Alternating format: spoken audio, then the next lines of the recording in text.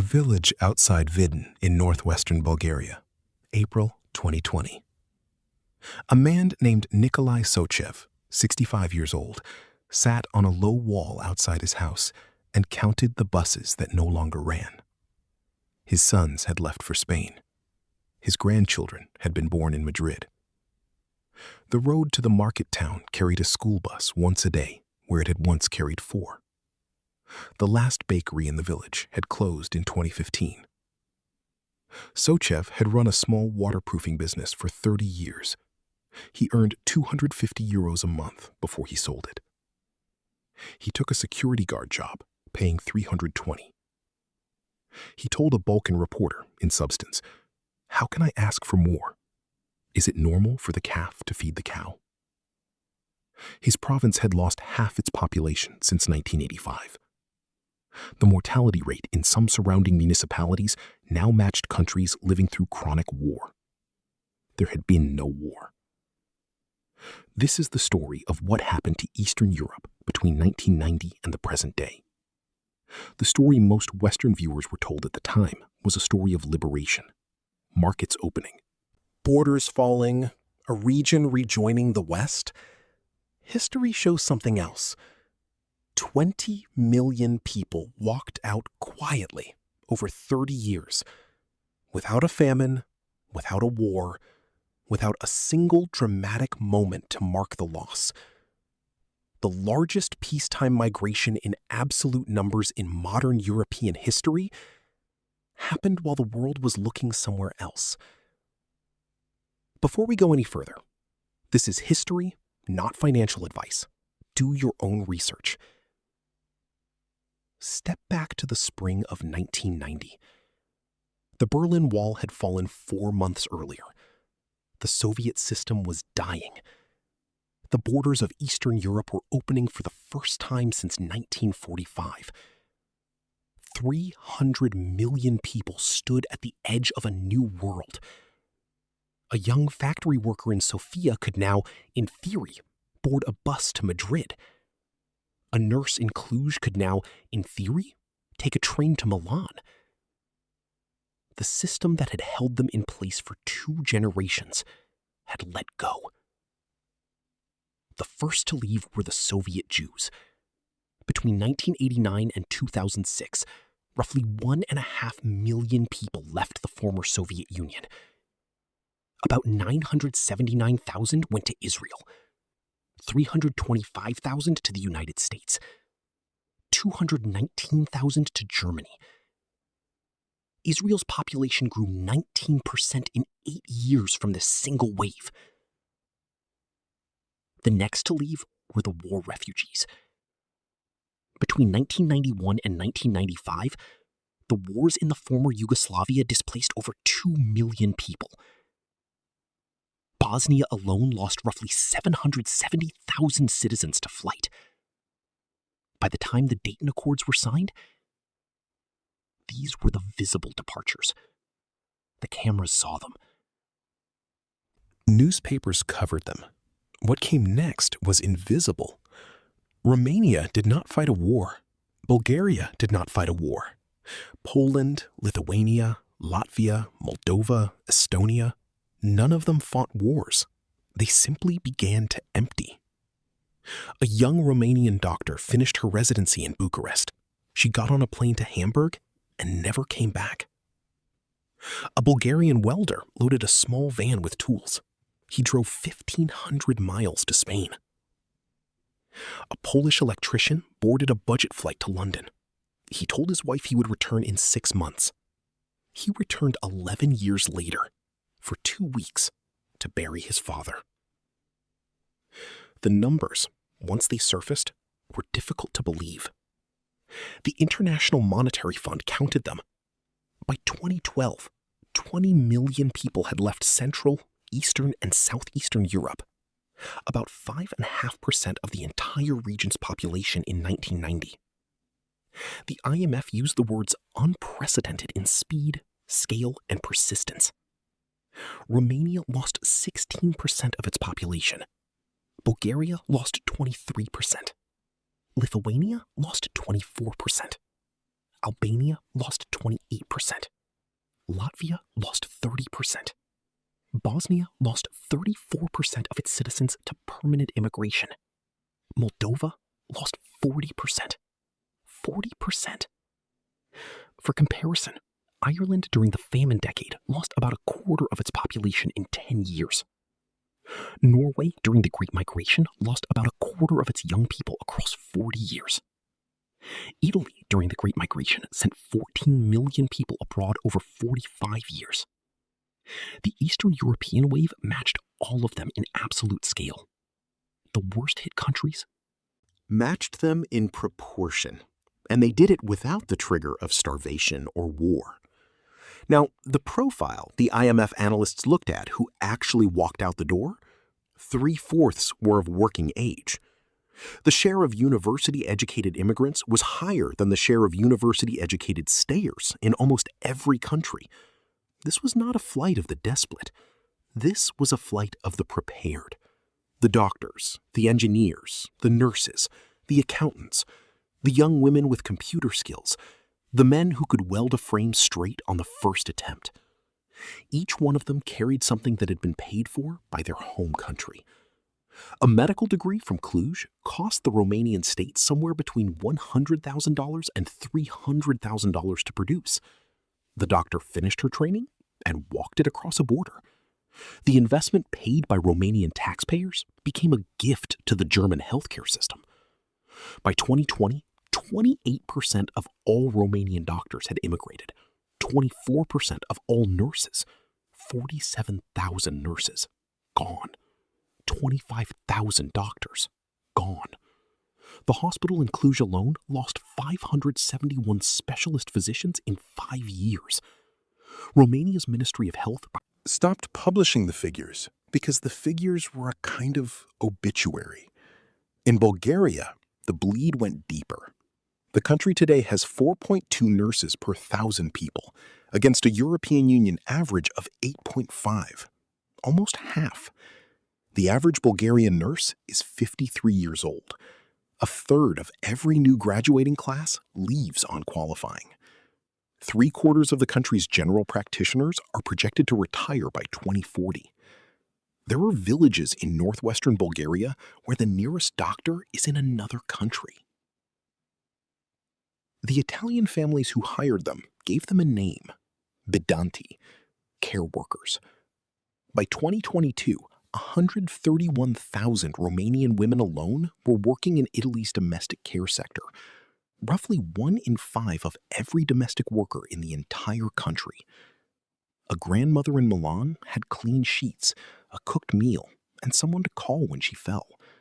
Her caregiver had a daughter back in the Arashi, raised by a grandmother. The Italian system worked. The Romanian system was missing its mothers. The transfer was not abstract. Western Europe imported workers it could no longer produce in sufficient numbers. Eastern Europe exported workers it had spent 30 years training. The receiving countries paid wages. The sending countries paid the cost. Now, the Polish miracle that wasn't. Of all the post-communist countries, Poland gets held up as the success story. Real GDP nearly tripled between 1990 and 2020. Warsaw became a glass tower banking hub. Polish supermarkets stocked goods their parents could not have imagined. History also shows this. When the United Kingdom opened its labor market to new EU members in May 2004, the British government estimated that perhaps 13,000 workers a year might come from Poland. Within 3 years, 1 million Poles were living in the United Kingdom. Plumbers, builders, electricians, cleaners, cooks. The Polish government did not stop them. The Polish economy boomed, in part because of the wages they sent home. Polish wages for those who stayed rose, in part because so many had left. But the towns and villages they came from told a different story. Łódź lost 12% of its population. Welbic lost a quarter. The agricultural East, the small industrial cities of Silesia, the Rust Belt of the People's Republic, emptied out. Poland, the country, grew. Polish places hollowed out. The receiving countries built their wealth on this transfer. Germany absorbed roughly 4 million Eastern Europeans. Italy and Spain together took perhaps another 4 million. The United Kingdom took 1 million Poles, then later 500,000 Romanians and Bulgarians. These workers paid taxes. They funded the pensions of older Western Europeans. They staffed the hospitals. They built the houses. They drove the trucks. The Germany Pension system today is held up in part by the working age contributions of people born in Bulgaria and Poland and Romania and Lithuania. Western Europe kept its retirees comfortable on the taxes paid by Eastern Europe's young. The bill on the other side of the border came due slowly. Now, the villages. Bulgaria's National Statistics Office released a number in 2021 that almost no one in Sofia wanted to discuss. 167 Bulgarian villages had 0 permanent residents. 592 villages had 9 residents or fewer. 22% of all settlements in the country had populations under 50. A village called Matoshina, near the Turkish border, had 800 residents in 1965.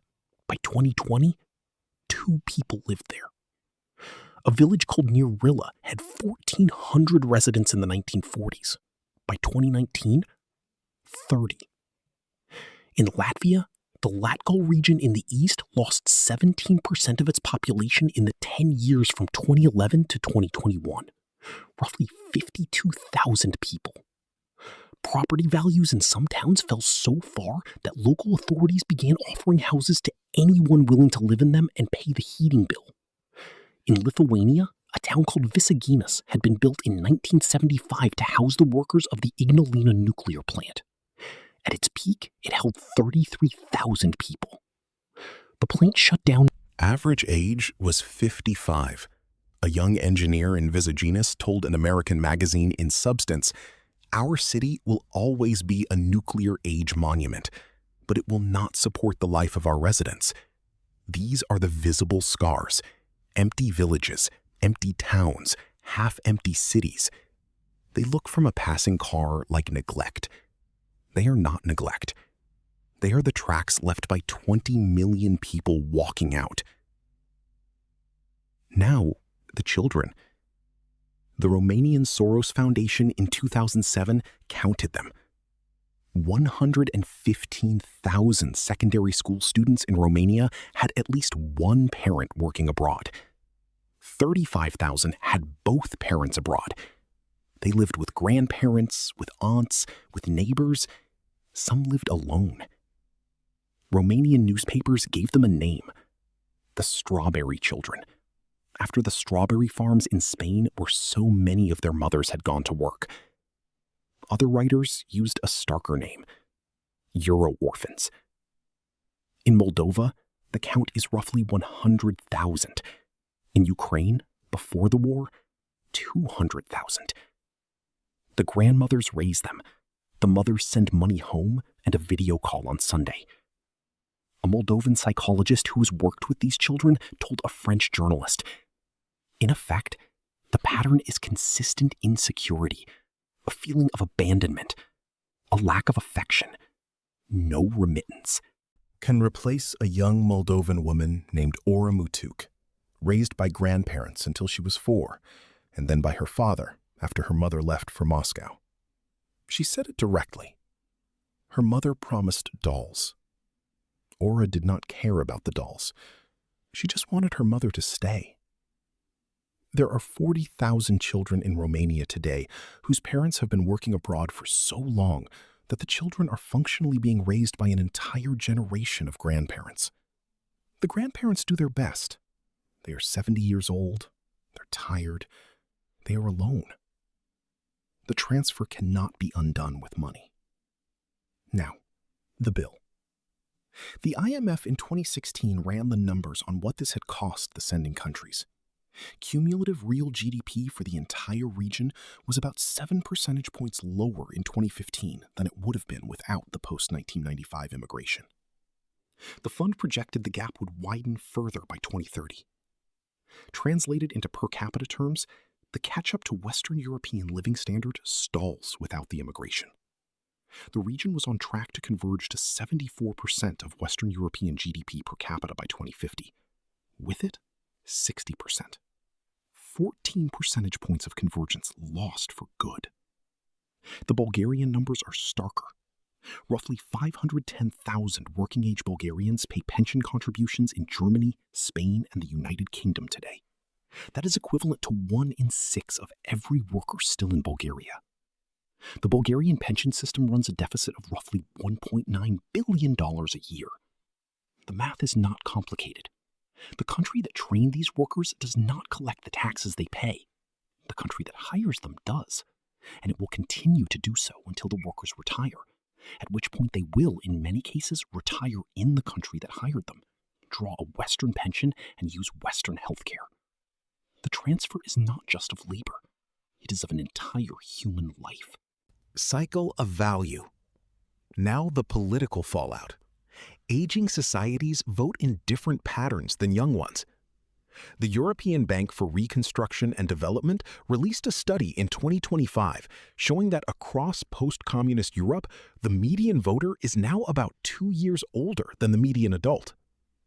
Politicians who promise pension reform lose elections. Politicians who promise to protect what is left win them. In Bulgaria, support for various populist and nationalist parties is highest in the depopulated northwest. In Romania, support for the AUR party tracks the regions that have lost the most workers. In Hungary and Poland, the political map of populist support overlays the map of post-1990 industrial decline. This is not a coincidence. A region that has watched its young leave, its hospitals empty, its schools close, and its children grow up in absentia votes for whoever promises to stop the bleeding, whether or not that politician has a plan that would actually stop it. The economic question and the political question turned out to be the same question. Now, what worked? There is no clean victory in this story. No country reversed the wave. No policy stopped it. But within the catastrophe, certain people, certain places, certain choices held up better than others. The first thing that worked was the diaspora. Connection. A Polish family in Łódź who had a brother working in Birmingham could feed itself through every Polish wage stagnation, every Polish currency wobble, every Polish political crisis. The brother sent £200 a month. £200 converted to zloty paid the heating bill and the medicine. This was not unique to Poland. In Albania, remittances from family abroad reached 28% of the national economy at peak. In Moldova, 34.5% of national income at the peak in 2006. In Kosovo and Bosnia, double digits to this day. The remittance economy is not glamorous. It is a brother who works overtime in Munich so his sister can keep her apartment in Plana. It is a daughter cleaning houses in Dortmund so her mother can afford insulin in Skopje. It is a son driving a delivery van in Manchester so his parents can stay in their Polish village. But it works. The countries that made it easiest to send money home, that kept their banking systems functional and their exchange controls light, fared better than the countries that did not. Albania and Moldova and Kosovo are not rich. They're also not empty in the way that Bulgaria's villages are empty. The remittance kept the lights on. The mechanism today is the same. A family with one earner working in a different currency zone is a family with built-in insurance against any single currency or any single labor market collapsing. The second thing that worked was the trade. A young Polish electrician in 1998 had 3 options. Stay in his hometown and earn $300 a month with no work most weeks. Immigrate for good, or board a coach to London on Sunday night, work 80 hours, and come home Saturday morning with $1,000 in his pocket. The chosen option for hundreds of thousands of Polish, Romanian, and Bulgarian tradesmen was the third, the circular migrant. A man with a tool belt and a passport who sold his weeks in pounds and his weekends in zloty. This was not the same as Immigration. The circular migrant kept his house, his wife, his children, his village. He worked abroad to fund his life at home. He bought property with his foreign earnings. He educated his children at home. He came back when he was tired. The pattern is older than the European Union. Italian masons did it in 1920 Argentina. Mexican farm workers did it in 1950s California. Filipino nurses do it today across the Gulf. The mechanism works whenever a worker's home cost of living is low and their abroad wage is high. The trade is hours of labor for a different currency. It demands effort. It rewards calluses. It does not demand a degree. In a country where the formal economy is failing, the people who keep their wages in a stronger currency than their costs are the ones who survive intact. The third thing that worked was staying. Not all Eastern Europeans immigrated. Most did not. The 76 million who stayed in Poland and Romania and the rest had to build something out of what was left. The places that built something held two ingredients. They held a stable population, the ones who did not leave, and they held a returning capital from the ones who did. The Polish town that received its immigrants on holidays, that took their pound-funded house renovations and their Western-trained children, did better than the Bulgarian village that received nothing and watched the buses stop running. The mechanism here is not a financial instrument. It is a community, thick enough to absorb its own movement. Family ties that survived a 1,500-mile distance. A town that knew which sons sent money home and which did not. A church or a school or a market square that gave returning workers a place to invest. The Eastern European places that survived this 30-year shock did so because their social fabric did not tear. Where it tore, they emptied. The fourth thing was language. The Polish electricians who learned English. The Romanian nurses who learned Italian.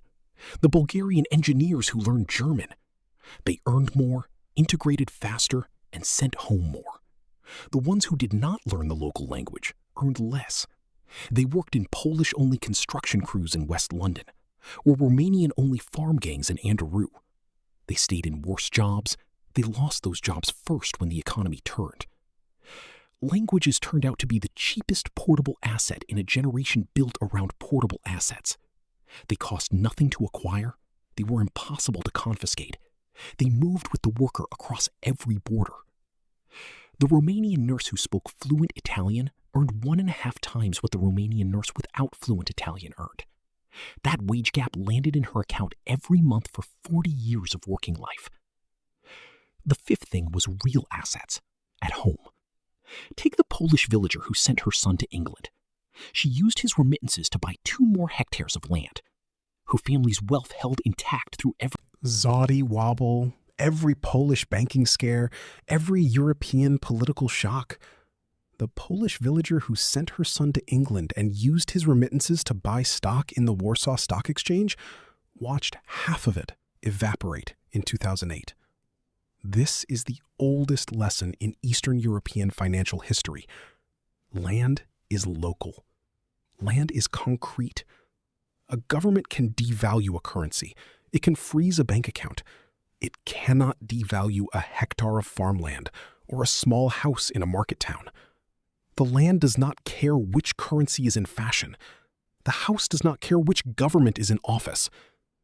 The Eastern European families who came through the past 30 years intact were in many cases the ones who used their working age earnings to buy something real on home soil that their children could inherit. Could something like this happen in Western Europe or the United States? It is already starting. Italian villages in Calabria and Basilicata have been emptying out for 30 years. The Italian birth rate hit a record low in 2023. The Italian government has been offering houses for $1 to anyone willing to occupy them. Spain has lost roughly 1 in 3 young workers from its rural interior since 2008. Holcomb markers in Castilla and Aragon have crossed the threshold below which a school can no longer be staffed. In the United States, the rural counties of the Great Plains and Appalachia have been losing population at compounding rates for 40 years. The pattern is not identical. Americans relocate within the country rather than across borders. But the mechanism, young workers leaving the places that raised them and never returning, is the same. The places that paid for the schools, the roads, the hospitals, the libraries, the churches, are not the places collecting the wages of the people who use them. The transfer is one way. The bill comes due in pension arrears, in collapsing tax bases, in services that close one at a time. The lesson Nikolai Toshev's village in Vide offers, sitting on a wall counting the buses that no longer run, Land is wealth to a man who can farm it. A skilled worker is wealth to the country that can keep her. I have adapted his book for a modern reader. Same dialogue, same question, different century. The book is called The Economicus, available as ebook, paperback, and audiobook. Links are in the description. It is the first book on economics ever produced, and reading it now with what you just watched, you will understand something most economists have forgotten.